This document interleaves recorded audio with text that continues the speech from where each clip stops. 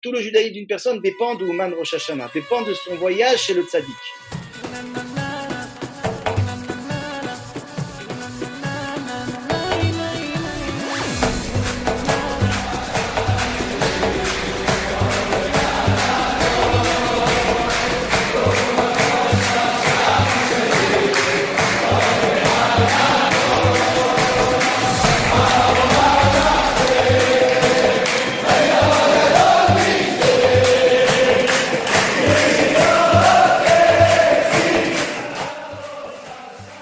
Alors, c'est la question du million cette année.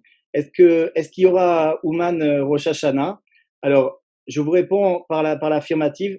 Il y aura Ouman Rosh Hashanah, Bezrat Hashem, toujours avec l'aide de Dieu, puisque on a déjà quelques milliers de personnes là-bas. Je ne saurais pas vous dire exactement combien, mais il y a déjà du monde à Ouman, et je ne pense pas qu'ils iront jusqu'à refouler les gens qui sont déjà là-bas. Donc, Ouman Rosh Hashanah 2020 aura bien lieu, non seulement parce qu'il y a des gens, mais aussi parce que il y a des organisateurs sur place, aussi bien du côté ukrainien que du côté juif, qui ont mis en place l'événement. Et il y a aussi des gens de la taille de Monsieur Scheiner, qui est un milliardaire américain, un millionnaire américain, je ne sais pas si millionnaire ou milliardaire, mais en tout cas, Baruch Hashem, ça va bien pour lui. Il organise tous les ans à Ouman les repas à un prix très modéré, donc quasiment, je ne vais pas dire gratuitement, mais à un prix très, très modéré. Et il est là-bas déjà, ça fait quelques mois, et il travaille. Il travaille et il ne s'arrête pas de travailler. Et lui, vous savez, il investit pour Ouman, c'est-à-dire que c'est à Rosh Hashanah, c'est en temps normal, c'est 10 000 personnes qui mangent en même temps. Donc, on a vu les images que M. Scheiner travaille depuis le départ, il ne s'est pas arrêté, ça continue, il continue à travailler chaque jour dans la confiance que cet événement aura lieu. Maintenant, la question, c'est de quelle taille sera cet événement, c'est-à-dire combien de personnes arriveront là-bas. Alors, ça, évidemment, moi, je ne suis pas le secrétaire de Dieu et je ne vais pas vous donner des prévisions. Je vais vous dire simplement ce qui est la situation actuelle et ce que je ressens par rapport à l'avenir. La situation actuelle, c'est qu'il y a une décision qui a été prise de la part du gouvernement ukrainien de fermer toutes les frontières à tous les étrangers. Oui, pas que officiellement, c'est pas fermé simplement pour les gens qui vont à Ouman, c'est fermé à tous les étrangers. De fermer ces frontières pendant un mois, c'est-à-dire du 28 août au 28 septembre. Donc, Rosh Hashanah, je vous rappelle que ça commence le 18 septembre. C'est en fait, les gens quand ils viennent du 17, le jeudi au 21, du 17 septembre au 21 septembre. Donc, évidemment, la date qu'a donnée le gouvernement ukrainien inclut les dates de Rosh Hashanah, évidemment, la semaine d'avant où le gros du bataillon doit arriver à Ouman. C'est-à-dire qu'il y a beaucoup d'avions qui sont prévus pour arriver là-bas. Il y a beaucoup de gens qui ont réservé déjà leur place. Dans l'ensemble des gens qui arrivent, il y a un pourcentage très élevé de gens qui viennent d'Israël. Et maintenant, en vérité, la cible véritable, c'est quand même les gens qui viennent d'Israël. Premièrement, parce qu'ils constituent le gros du bataillon. Et deuxièmement, parce que, d'après ce qu'on a entendu, eh bien, le gouvernement israélien, en la personne de Benjamin Netanyahou, a exercé une forte pression sur l'Ukraine et sur le président ukrainien pour qu'ils prennent des mesures pour que Ouman Rosh Hashanah ne ressemble pas aux autres années, c'est-à-dire pour qu'il y ait beaucoup moins de monde. Et donc voilà, on est en train d'assister à la mise en place de ces mesures. Et sur le terrain, qu'est-ce que ça donne? L'entrée en vigueur de ces mesures, c'est samedi soir, donc hier soir. C'était l'entrée en vigueur officielle. Mais déjà, les avions qui sont arrivés le jeudi et le vendredi ont eu beaucoup de problèmes. Le jeudi, on a beaucoup entendu parler d'un avion qui est arrivé à Odessa avec quelques dizaines de Chassidé Breslev qui sont restés quelques heures à l'aéroport. Baruch Hashem, finalement, ils sont passés. Vendredi, il y a aussi eu pas mal de problèmes. Un avion qui est arrivé, les Chassidé Breslev, ils ont été retenus et finalement, ils ont été libérés de l'aéroport 1 heure avant Shabbat. Et Baruch Hashem, ils ont été recueillis par Chabad à Kiev. Donc finalement, ils ont eu l'autorisation pour passer aussi. Bref, et on entend ici et là qu'il y a des chassidim qui sont bloqués dans pas mal d'endroits, dans pas mal d'aéroports, parce que évidemment, les gens essayent quand même d'aller à Ouman par des différents aéroports et même aux frontières, c'est-à-dire en arrivant en Biélorussie, à Minsk, et après en essayant de rentrer par la frontière en taxi. Donc il y a aussi des gens qui ont été bloqués comme ça. Donc ce qu'on peut dire aujourd'hui, c'est que les choses elles sont sérieuses et que les Ukrainiens sont assez déterminés à ne pas faire rentrer. On voit sur le terrain qu'ils ne veulent pas faire rentrer exclusivement les chassidim, c'est-à-dire ceux qui ressemblent de près ou de loin à quelqu'un qui va à Ouman. Évidemment, celui qui se présente avec des péotes et une barbe à Kiev, alors ça passe pas. À part si bon, s'il y a des petits miracles peut-être ici et là, mais en tout cas officiellement ça passe pas. Et ils ont quand même aussi annulé. Il y a eu des annulations d'avions, puisqu'ils se trouvent avec ce problème que si les gens arrivent à Kiev, comment ils vont gérer ces gens-là? C'est-à-dire les gens qui sont arrivés le jeudi et le vendredi, pour reprendre un avion, il fallait attendre le dimanche. Donc où ils vont les mettre? Donc ils sont obligés de les laisser passer finalement. Donc c'est pour ça qu'ils sont en train de mettre la pression sur Israël pour qu'Israël même essaye de filtrer au départ, c'est-à-dire qu'il y ait des annulations d'avions et qu'il y ait aussi un tri. On a vu à l'aéroport de Tel Aviv, à l'aéroport de Ben Gurion, que des Chassidim qui sont arrivés, on leur a pas laissé rentrer, on les a pas laissé aller dans l'avion, et alors que des non-juifs sont, oui, rentrés dans l'avion. Donc il y a eu carrément un tri à l'aéroport de Kiev. Oui. Donc, bon, ce qu'on a compris, c'est que c'est une mesure qui vise directement le Ouman Rosh Hashanah 2020, et que cette mesure-là, même si officiellement elle a été dite pour tous les étrangers, ça vise exclusivement les Ouman Rosh Hashanah 2020. Au départ, on parlait d'une mesure qui serait simplement cantonnée aux pays qu'on appelle les pays rouges, oui, au niveau du corona, et pas les pays verts, ce qui aurait simplifié la chose. C'est-à-dire que bon, Israël est rouge aujourd'hui, mais la France, par exemple, je sais que ces derniers jours, elle était au vert. Donc les Français au moins auraient pu rentrer. Ou alors, si les Israéliens étaient passés par d'autres pays, enfin, on ne sait pas très bien. En tout cas, aujourd'hui, c'est un blocus total. C'est complètement fermé. Voilà, ça c'est la situation d'aujourd'hui.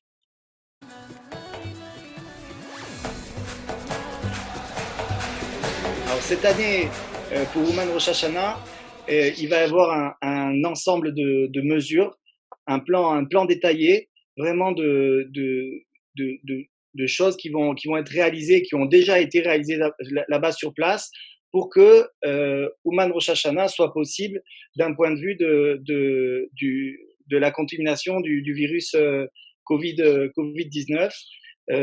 Les organisateurs d'Ouman, avec en coordination avec les autorités locales, travaille depuis quelques mois, depuis qu'il y a eu l'autorisation officielle de faire l'événement, pour que l'événement soit adapté à cette circonstance-là. C'est-à-dire que concrètement, par exemple, la visite de la tombe de Rabbi Nachman, du Tsioun de Rabbi Nachman, alors ça se fera par groupe. Il y aura des groupes de personnes qui pourront rentrer, et une fois qu'ils auront prié, ils sortiront, et d'autres personnes pourront rentrer aussi. Il y a une mesure qui est très importante, c'est le fait que chaque personne qui arrive à Kiev, qui arrive en Ukraine, non pas seulement les gens qui vont au Man, mais les autres personnes, doivent passer un test coronavirus, un test Covid-19, et évidemment, quand cette personne va avoir quelques heures après son arrivée, quelques heures avoir fait le test, va recevoir au travers de son smartphone, au travers d'une application, on va recevoir la réponse qui, Bezrat Hashem, sera que le test est négatif. Et si, dans le cas où le test est positif, alors il y a prévu là-bas sur place à Ouman un endroit pour faire l'isolement, pour faire le bidoud, comme on dit en hébreu. Donc c'est déjà organisé, c'est-à-dire que même s'il y a un isolement, chas shalom, l'isolement, il se fera pas en Ukraine comme ça, perdu avec les Ukrainiens, il va se faire sur place à Ouman, chez Rabbi Nachman. Donc, il y a aussi la possibilité, c'est une loi qui est en vigueur en Ukraine, là, elle doit être renouvelée éventuellement pour le mois de septembre, c'est le fait qu'une personne qui vient de France, par exemple, peut passer un test 48 heures avant l'heure d'arrivée à Ouman. Et si évidemment en présentant ce test à l'arrivée, elle n'a pas besoin de faire à nouveau le test qui est prévu à l'aéroport. Donc ça, c'est aussi un élément important. C'est-à-dire que les Hashem, à Ouman Rosh Hashanah, la majorité des personnes, des participants, c'est des juifs. Et tous ces juifs qui seront là-bas auront été testés au moment de leur arrivée et auront été négatifs, puisque s'ils sont là-bas, ils ne sont pas en isolement, ils sont négatifs. Et donc ça, c'est un élément fondamental. Euh, les détracteurs vont dire qu'il y a aussi des Ukrainiens là-bas. C'est vrai qu'il y a des Ukrainiens, mais bon, on n'a pas, on s'enlace pas avec les Ukrainiens, on n'est pas à la limite, on les croise, etc. là-bas parce qu'ils participent à l'organisation. Mais c'est vrai que on a beaucoup plus de contacts avec nos frères juifs qui sont là-bas. On est avec eux dans les prières, on est avec eux dans les repas, etc. Et c'est là qu'il y a le plus de dangers potentiels. Voilà, donc le gros du monde qui ira là-bas, le grand pourcentage des personnes qui seront là-bas auront été testées et seront négatives. Maintenant, chaque organisation comme la mienne, AIE, prend un certain nombre de mesures par rapport aux villas, aux endroits, aux immeubles où se déroulent où les gens vont vivre. C'est-à-dire que on réduit le nombre de lits par chambre. Évidemment, on met en place un certain nombre de mesures sur place pour que la distanciation et toutes les mesures sanitaires importantes par rapport à ce virus soient respectées. Et il y a aussi, au Hachem, il y a aussi une conscientisation qu'on va faire sur place pour que malgré l'euphorie et malgré la joie, les gens n'oublient pas d'être en sécurité. Et voilà, et bon, il faut dire aussi, il faut en parler parce qu'on est obligé d'en parler, quand on va là-bas à Ouman, on va avec une kavana extraordinaire, une kavana très grande qui est de se rapprocher d'Hachem. On est au mois des Louls, on va là-bas pour faire teshuva, on va là-bas pour annuler les décrets et pour adoucir les décrets qui pèsent sur nos têtes et sur le Ham Israël et sur le monde entier. Et donc, quand on va là-bas, on gagne que tout notre judaïsme, il va être imprégné de cette Ouman Rosh Hashanah, c'est-à-dire que Rabbi Nachman, il dit que le judaïsme d'une personne, tout le judaïsme d'une personne dépend de Ouman Rosh Hashanah, dépend de son voyage chez le tzaddik. Donc, cette kavana-là, elle est fondamentale. Il y a écrit dans la Gemara, Shluchei mitzvot enan nizakim, c'est-à-dire ceux qui sont envoyés pour faire une mitzvah, ils seront pas endommagés, ils n'auront pas d'effet, ils sont assurés d'être protégés, on va dire, parce qu'ils sont en train de faire une mitzvah. Ça, c'est quand on est en train de faire une mitzvah. Mais si on comprend bien Ouman Rosh Hashanah dans la profondeur, ce que c'est vraiment Ouman Rosh Hashanah, comme on vient de dire, c'est quelque chose qui a un impact absolument sur tout notre judaïsme, pas simplement sur une mitzvah, mais sur toutes les mitzvot qu'on va faire. Puisque Ouman, vous voyez, Ouman, ça ressemble beaucoup à Emouna. Ouman et Emouna, c'est la même chose. Quand on va à Ouman, une des choses que l'on gagne, c'est qu'on recharge notre Emouna. C'est-à-dire qu'on sort de Ouman Rosh Hashanah, de Ouman en général, mais Ouman Rosh Hashanah encore plus parce qu'il y a une puissance là-bas qui est beaucoup plus grande. On ressort, on a rechargé notre Emouna. Il y a marqué dans la Torah, Kol mitzvotecha Emouna. Toutes les mitzvot qu'on doit faire, c'est la Emouna. Ça dépend de la Emouna. C'est-à-dire que faire une mitzvah sans la Emouna, c'est pas une mitzvah. Donc, vous voyez bien que on est shaliach là-bas de faire non pas une mitzvah, mais toutes les mitzvot de la Torah et que forcément, je dois en parler en dehors des choses terre à terre que l'on doit respecter, qui sont les mesures, puisqu'on n'est pas, il y a une image comme ça des Breslev un peu foufou qui sautent sur les camions. C'est ceux qui connaissent, ceux qui rentrent un peu dans ce monde-là, ils savent très bien qu'on n'est pas comme ça, et que ceux qui font connaissance avec ceux qui sautent sur les camions, ils vont voir que c'est des gens qui sont beaucoup des érudits, beaucoup des gens qui étudient la Torah, beaucoup des gens qui ont des familles et des enfants qui sont posés, et ils font cette chose-là. On ne va pas rentrer aujourd'hui dans ça, ils font cette chose-là parce qu'ils ont une raison particulière qui est la simra, parce qu'ils vont dans des lieux.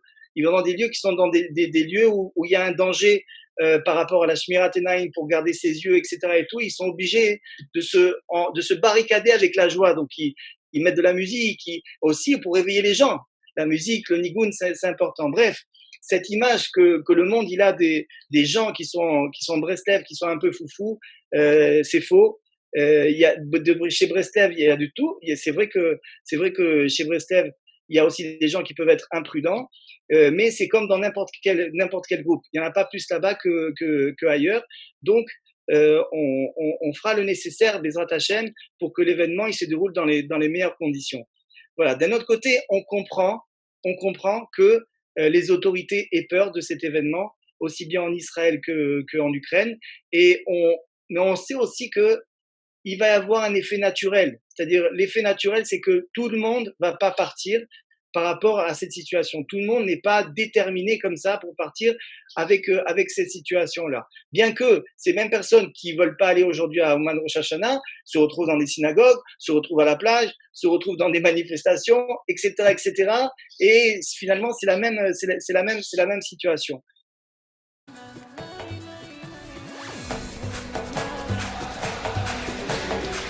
Alors, j'ai exposé la situation qui a l'air une situation évidemment désespérée, mais tout le monde sait bien que Rabbi Nachman a dit En shum yehush ba'olam klal, que le désespoir n'existe pas.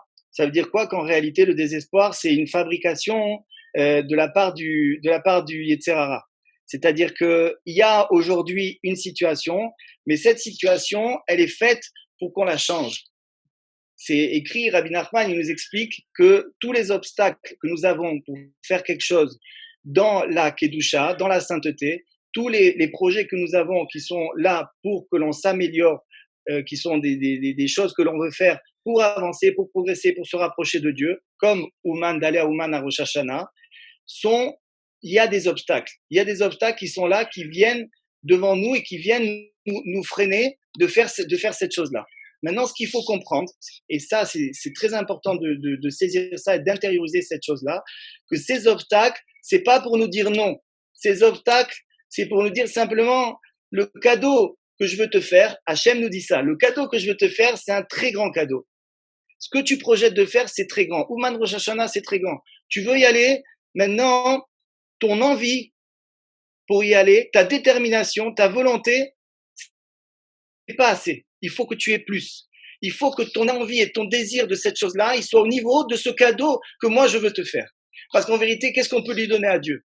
On peut rien lui donner. La seule chose qu'on peut lui donner à Kadosh Baruch Hu, qui lui est cher, c'est notre désir de la chose. C'est notre volonté de la chose et notre détermination, notre volonté de faire cette chose-là. Alors c'est pour ça que Rabbi Nachman nous explique qu'une fois que notre désir et notre volonté de la chose est assez grand, alors l'obstacle disparaît. Et nous, on est habitués à ça. Je vais à Ouman, ça fait 17 ans. J'organise, ça fait une dizaine d'années. Donc, l'an dernier, au Hachem, avec Aïe, on a organisé pour près de 400 personnes avec 3 villas différentes là-bas sur place. Donc, grâce à Dieu, tous les ans, les gens m'appellent, sont motivés pour partir. Et finalement, d'un coup, j'ai plus de nouvelles d'eux. Je sais pas ce qui s'est passé. Ils ont disparu. Je les rappelle. Non, mais il m'arrive telle chose, la famille, l'argent, bref, 10 000 choses qui sont les obstacles qui sont venus pour que cette personne ne voyage pas apparemment. Alors, selon la réaction de la personne, il y a des gens qui disent, bon, j'ai un obstacle, ça veut dire peut-être que Dieu il veut pas, j'irai l'année prochaine. Et c'est fini. Maintenant, la personne qui comprend cette chose-là, qui comprend cet obstacle-là, il est là juste pour qu'il ait encore plus envie de la chose et qu'il soit déterminé, alors il fait le nécessaire et l'obstacle disparaît. C'est pour ça que, en général, toutes les années, on a des obstacles qui sont des obstacles au niveau individuel. Aujourd'hui, on a des obstacles individuels et aussi un obstacle qui est collectif. C'est-à-dire que vous savez comment fonctionne la presse? C'est-à-dire que dès qu'il y a une information, la presse en fait quelque chose d'énorme et c'est ce qui se passe aujourd'hui. C'est vrai qu'il y a une réalité et c'est vrai qu'aujourd'hui, officiellement, les frontières de l'Ukraine sont fermées, mais il y a une autre réalité qui est plus importante que celle-là et qui est la vérité de notre Torah, c'est que tout est entre les mains d'Hachem et que le cœur du président d'Israël, le cœur du président d'Ukraine, ces deux cœurs, ils sont entre les mains d'Akadosh Baruch Hu.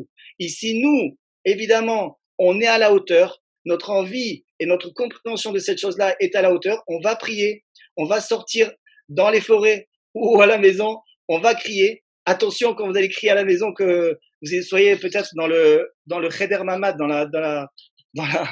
la chambre blindée. On va faire tout ce qu'il faut pour remuer le ciel, pour que Akadosh Baruch Hu nous ouvre le chemin de Ouman Rosh Hashanah cette année.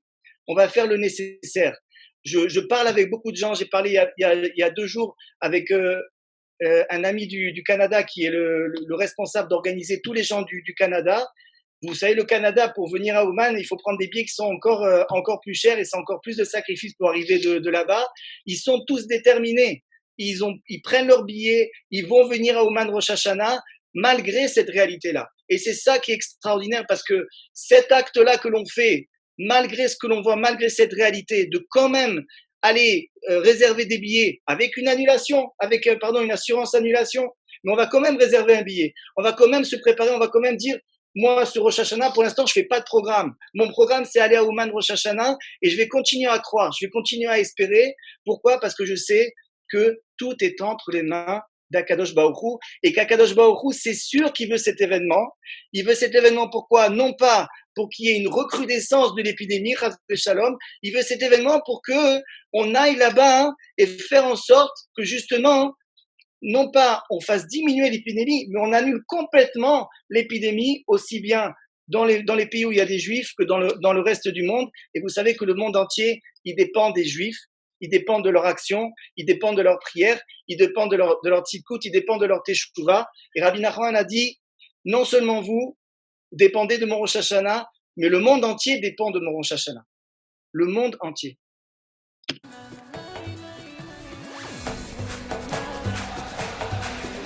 Donc, on va parler un petit peu de Hayé, qui est l'association, l'organisation que j'ai créée il y a une dizaine d'années. Comment ça a commencé? Tout simplement, moi, il y a 17 ans de ça, j'ai été à Ouman Rosh Hashanah pour la première fois. Ça a été quelque chose une révélation, comme pour beaucoup de gens. Et j'y suis retourné tous les ans. Et évidemment, à un moment donné, j'ai vu que l'impact de Ouman Rosh Hashanah et aussi de l'étude et des enseignements de Rabbi Nachman pendant l'année sur ma vie était tellement important et l'influence était tellement forte et les chamboulements, les changements que je voyais grâce à cette entrée de Rabbi Nachman et de ses conseils dans ma vie étaient tellement forts que bon, il fallait forcément que je transmette ça autour de moi. Alors c'est là qu'est venue l'idée d'organiser à Rosh Hashanah pour des Français. Au début, j'ai fait ça, on va dire, pour une autre organisation qui emmenait des gens à Ouman. Et bon, j'ai fait, on va dire, mes classes. Et à un moment donné, en faisant des cours, en organisant des conférences aussi en Israël, en montant un site qui s'appelle Hayé.fr. Alors doucement, ça a pris forme et c'est devenu Hayé. Hayé aujourd'hui, on a 3 sites internet. Il y a un site qui s'appelle Hayé.fr. Donc c'est un site avec toutes sortes de cours qui sont des cours en vidéo et aussi des articles. Il y a un autre site qui s'appelle oumanroshashana.com qui est, comme son nom le dit, dédié pour Ouman Rosh Hashanah avec toutes les informations pour celui qui veut aller à Ouman à Rosh Hashanah et aussi des petites vidéos sympathiques et des clips vidéo pour le chizouk, pour se renforcer sur ce thème-là. Et le dernier site en date s'appelle mytefila.com. C'est un site qu'on a créé par rapport à ce besoin qu'ont les gens qu'on prie pour eux à Ouman. Donc voilà, une personne qui souhaite maintenant qu'on prie pour elle à Ouman, elle peut rentrer sur le site, rentrer son nom et on va prier pour elle à Ouman gratuitement. Voilà, ça s'appelle mytefila.com et on n'avait pas prévu ça, mais c'est vrai que c'est beaucoup d'actualité puisque s'il y a des personnes qui vont pas pouvoir se rendre à Ouman cette année, on espère qu'il n'y en aura pas beaucoup évidemment, et elles pourront avoir leur prière à Ouman au travers de ce site. Hayé, c'est aussi un centre Breslev, ici à Jérusalem. Donc ça, c'est un des derniers projets en date. On espère, Bezrat Hashem, aujourd'hui, il y a un Beth Midrash qui existe. C'est un Beth Midrash grand à Jérusalem qui se trouve à Ramot Dalet. Et ce Beth Midrash, on veut qu'il évolue et qu'il devienne une yeshiva. C'est-à-dire que pour l'instant, il y a des gens qui étudient là-bas sur place et tout à chacun peut venir étudier pour étudier à la fois de la halacha, la gemara, on va dire les choses classiques qu'il y a dans le judaïsme et aussi évidemment les enseignements de Rabbi Nachman. Et on espère que Bezrat Hashem, le projet, c'est que à la rentrée, c'est-à-dire après les fêtes, il y aura la possibilité de venir passer un certain temps là-bas, comme dans une yeshiva. Ça va être ouvert aussi bien, ça va être ouvert aux célibataires, mais ça sera aussi ouvert à même des personnes qui sont mariées et qui souhaitent venir passer 3, 4 jours ici à Jérusalem ou plus et s'immerger dans la Torah classique et la Torah de Rabbi Nachman. C'est quelque chose qui existe pas encore, c'est-à-dire cette possibilité-là de venir étudier Breslev en français et avec la possibilité de dormir. Et donc voilà, c'est un des projets qui me tient énormément à cœur. Et voilà. Et donc il y a les voyages à Ouman. Les voyages à Ouman, c'est l'an dernier, comme j'ai dit, 400 personnes qui sont venues, 400 hommes qui sont venus à Ouman Rosh Hashanah.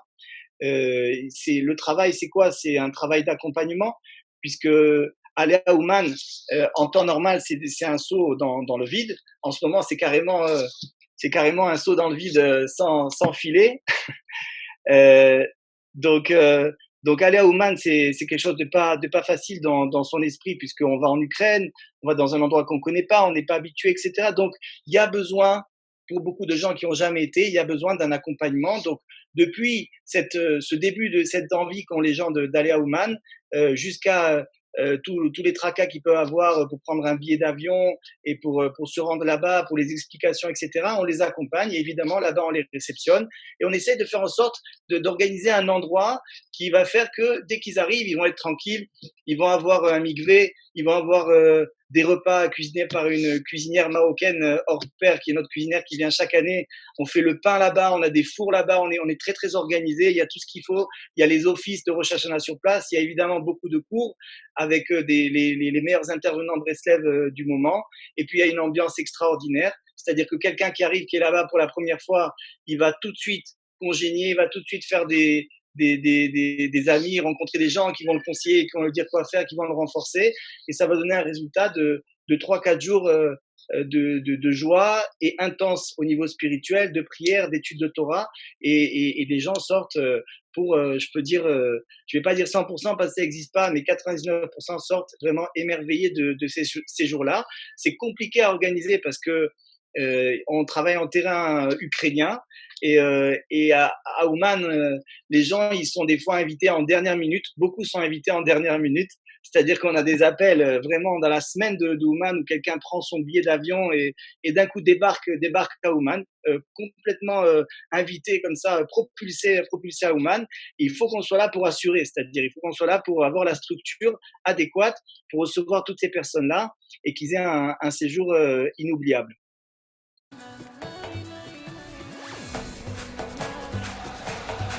C'est l'histoire d'un couple qui avait pas d'enfant et la dame avait 52 ans et ça s'est passé il y a pas très longtemps.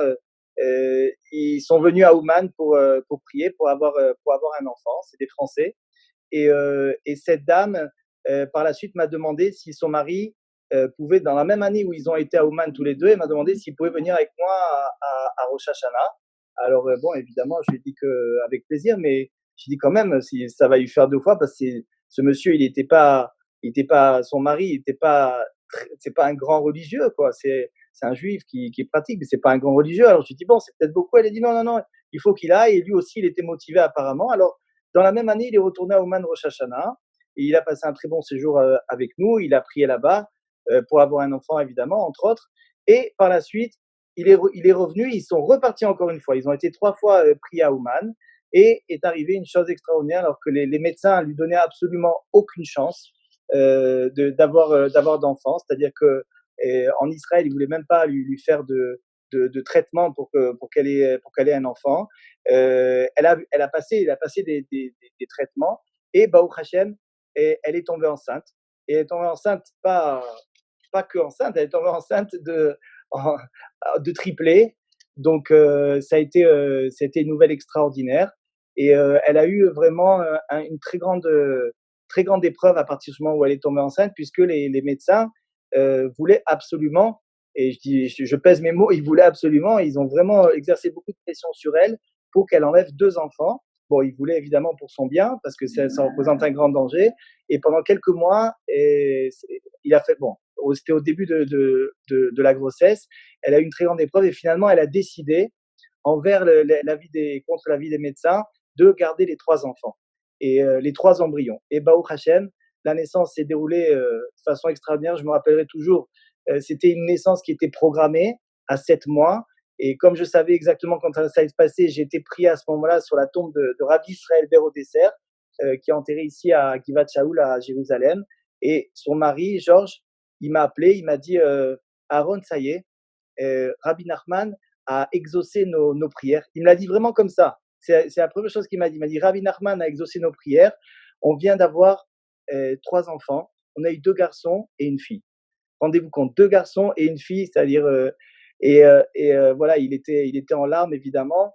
Et Baruch Hashem, j'ai assisté au Brit Mila et on est en contact évidemment. Aujourd'hui, ils habitent entre Eilat et Tel Aviv et les 3 enfants sont en bonne santé. La maman aussi est en bonne santé. Et évidemment, il a déjà son billet pour aller au Ouman à ce Rosh Hashanah. Je peux vous assurer qu'il fait partie évidemment des gens qui sont le plus déterminés à arriver cette année à Ouman à Rosh Hashanah. Ça, c'est une anecdote, on va dire, qui paraît dans les journaux. C'est une anecdote extraordinaire.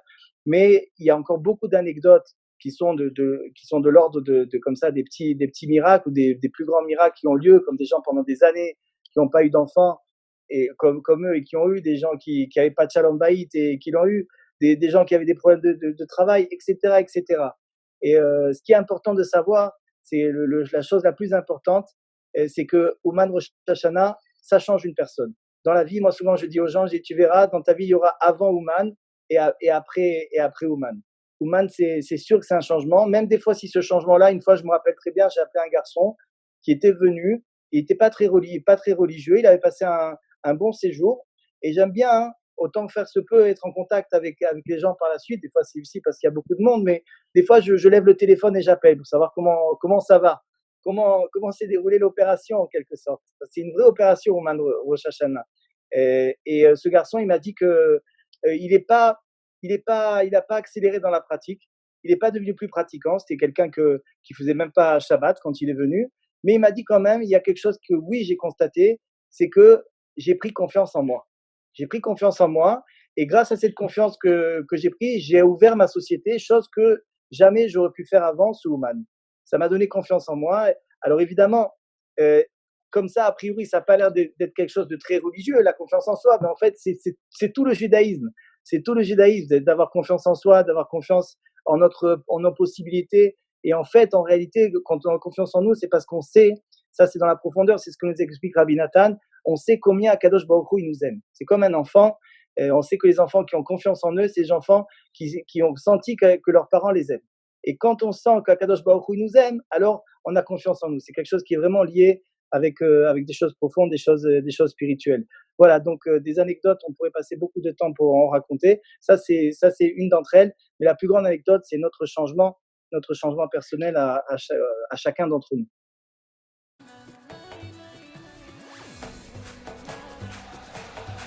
Anne a dit comme ça, a dit que Rosh Hashanah, c'est un cadeau que Akadosh Baruch Hu m'a fait.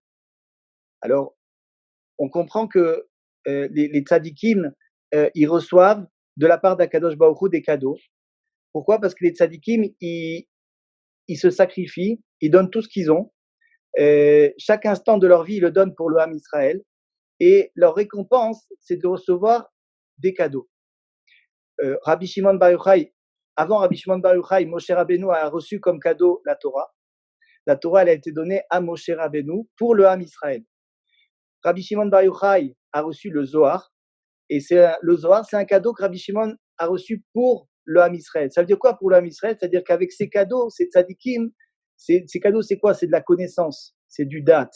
C'est une façon de présenter les choses dans la Torah pour que le Ham Israël sorte entre guillemets, de leur boue. C'est-à-dire, de la boue, ça veut dire que quand on est empêtré avec le Yetzer Hara et qu'on n'arrive pas à ressentir la présence d'Akadosh Baruch Hu, qu'on n'arrive pas à ressentir Hachem, qu'on n'arrive pas à être heureux en faisant la Torah, ou que même on n'arrive pas à mettre en pratique la Torah, ou alors quand on la met en pratique, on n'arrive pas à se sentir équilibré, on n'arrive pas à sentir une harmonie. Donc Rabbi Nachman, il a dit, moi c'est Rosh Hashanah. Kol ha'inyan sheli c'est Rosh Hashanah. Mon truc à moi c'est Rosh Hashanah. Ça veut dire que quand on va aller là-bas, il va se passer quelque chose. Premièrement, avec tout le phénomène que l'on constate aujourd'hui, c'est vraiment d'actualité, tout le phénomène des obstacles, tous ces obstacles-là, ils sont là pour nous purifier. C'est-à-dire que le judaïsme avant toute chose, c'est une question de don de soi. Oui, il n'y a pas de judaïsme sans don de soi. C'est-à-dire que chaque chose que l'on fait pour Akadosh Baruch Hu, il y a une notion de se donner, de soi-même. Donc, tous les obstacles qu'il y a pour arriver à Ouman Rosh Hashanah, qui sont d'ordre d'argent, des obstacles que l'on a dans notre esprit, c'est-à-dire que Rabbi Nachman, il a dit que la plupart des obstacles que l'on a pour Ouman, c'est des obstacles qui sont dans notre tête. Donc, il y a un combat avec nous-mêmes. Et notre femme qui éventuellement ne veut pas, qu'on doit convaincre, notre entourage, le travail, etc. Toutes ces choses-là, ça va être en fait un don de soi qu'on va faire. Quand on va surmonter ces obstacles-là, on va en quelque sorte se purifier. On est au mois des Louls.